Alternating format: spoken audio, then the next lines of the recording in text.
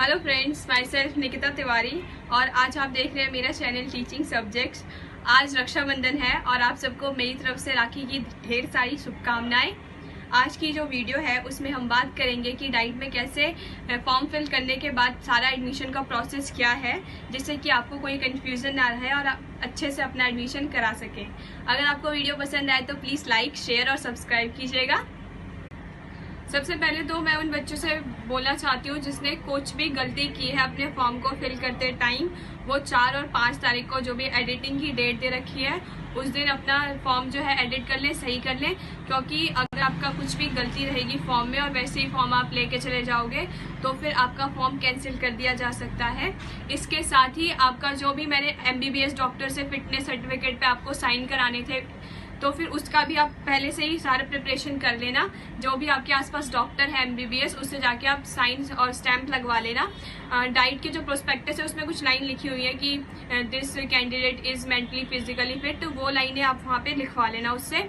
और मेरे टाइम पे क्या हुआ था कि ब्लैंक शीट के ऊपर वो लाइन लिखवाई गई थी और फिर साइन और स्टैंप लगे थे, जो कि मेरे पास नहीं था। इसलिए मैंने डाइट में जाके ही डाइट के आसपास एक मेडिकल था, डिस्पेंसरी थी, वहाँ पे जाके हमने साइन और स्टैंप करवाए थे। तो जो भी बच्चे राजेंद्र नगर जाएंगे और अगर वहाँ पे ऐसा वो लोग बोल देते हैं कि आपको A4 साइज शीट के ऊपर साइन और स्टैंप करवा के देनी है, तो राजेंद्र नगर डाइट के आसपास एक डिस्पेंसरी है, आप वहाँ से जाके भी करवा सकते हैं।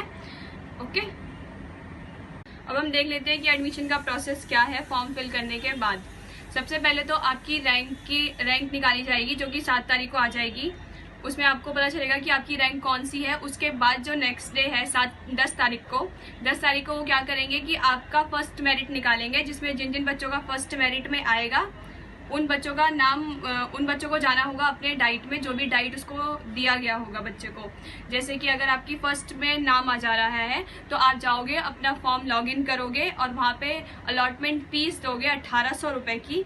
उसको सबमिट करने के बाद आपको जो भी डाइट वहाँ पे दिया गया है उस डाइट में जाओगे, अपना जो भी डॉक्यूमेंट है सारा लेके जाओगे, उसे वहाँ पे वेरिफिकेशन कराओगे और फोटोकॉपी जो है, जो भी उसमें लिखा हुआ है प्रोस्पेक्टस में, वो सारी चीज़ें आपको लेके जानी है। अपना फोटो और फोटोकॉपी और जो भी फॉर्म लिए अपने डॉक्यूमेंट्स लेके जाना, उनको लैमिनेट करा के लेके जाना। ठीक है, इस दिन आपका फिर जाके देख लिया जाएगा कि आपकी जो डॉक्यूमेंट्स हैं वो सारे सही हैं या नहीं है। उसके बाद आपको वापस आ जाना है। अगर आपको जो भी डाइट मिला है उससे आप पूरे सेटिस्फाई हो तो आपको अपनी जो सीट है वो फ्रीज कर देनी है। अगर आप सेटिस्फाई नहीं हो तो भी आपको 1800 रुपये की फीस तो देनी ही होगी और अपना जाके डॉक्यूमेंट वेरिफिकेशन भी कराना होगा उस डाइट में जिसमें भी आपका नाम लाया गया है डॉक्यूमेंट वेरीफाई करने के लिए। उसके बाद फिर आपको सीट को फ्रीज नहीं करना होगा, आप सेकंड मेरिट के लिए फिर काउंट किए जाएंगे। आप पहले वाले में फिर एडमिशन नहीं कराएंगे।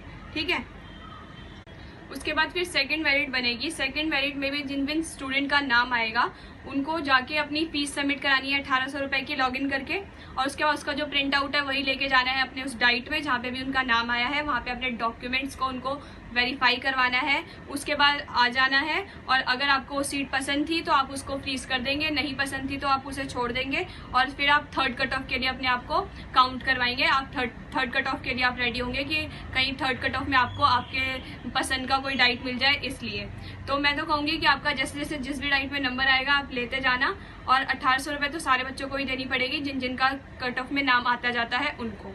ठीक है, उसके बाद फिर थर्ड कट ऑफ आएगी और उसमें जो भी बच्चे हैं उनका नाम आएगा और फिर उनको वैसे ही अपनी फीस 1800 रुपये सबमिट करानी है। उसका प्रिंट आउट सब लेके जाना है, अपने डाइट में दिखाना है और फिर वापस आ जाना है।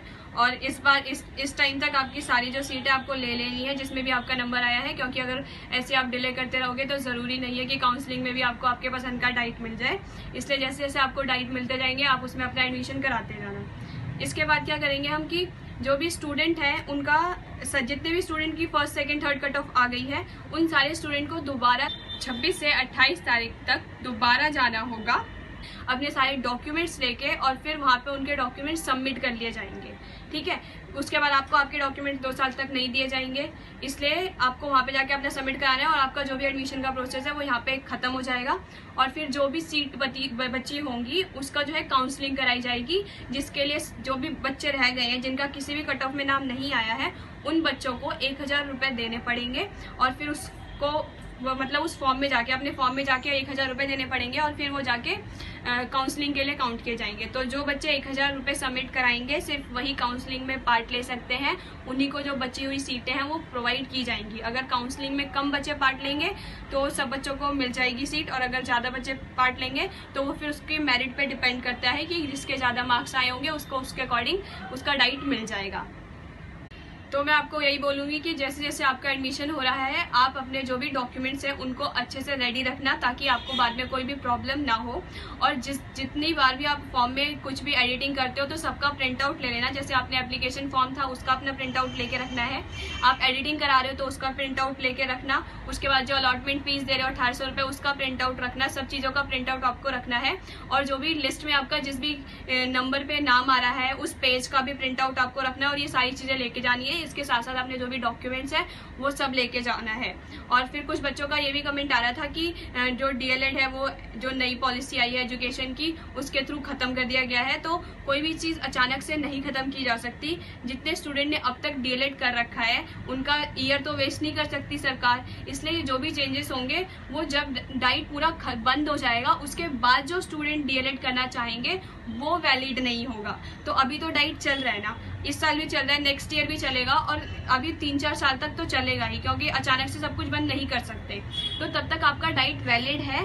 और ये भी नहीं है कि आपको फॉर्म नहीं भरने दिया जाएगा अगर 4 साल बाद भी बंद हो जाता है। तो जो जिस बच्चों ने कर रखा होगा उसको तब तक तो फॉर्म भरने दिया ही जाएगा जब तक कि उसकी जो भी फॉर्म भरने की जो एज है वो नहीं निकल जाती। जैसे 26-27 साल है जनरल के लिए, तो जब तक उतने साल के आप नहीं होते तब तक आप सारे फॉर्म भर पाओगे, इसलिए आपको टेंशन लेने की जरूरत नहीं है।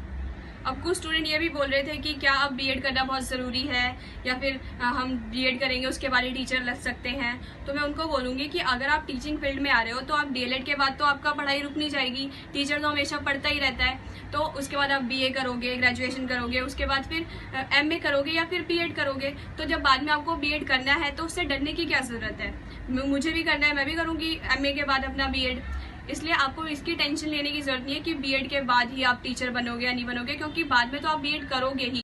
अब लास्ट में मैं यही कहूँगी कि अगर अभी भी आपको कोई भी प्रॉब्लम है कि डाइट में एडमिशन को लेके, तो फिर जब फर्स्ट कट ऑफ आएगी तब आप लोग वहाँ जाओगे, वहाँ की जो टीचर्स हैं वहाँ से आप कंफर्म कर लेना कि आगे क्या क्या प्रोसेस है, ताकि आपको बाद में प्रॉब्लम ना हो। और जो भी स्टूडेंट फर्स्ट कट ऑफ में जाएंगे वो मेरी किसी वीडियो पे आके कमेंट कर दें कि क्या क्या चीज़ें हुई हैं, ताकि जिन बच्चों का सेकंड कट ऑफ या थर्ड कट ऑफ में नंबर आएगा उनको फिर कोई प्रॉब्लम ना हो, हमें अच्छे से पैटर्न का पता चल जाए। क्योंकि प्रोस्पेक्टस पढ़ने के बाद जितना मेरे को पता चला और जितना मेरा एक्सपीरियंस था उसके थ्रू जो जो चीज़ें मुझे समझ आई मैंने आपको वो सारी बताने की कोशिश की है।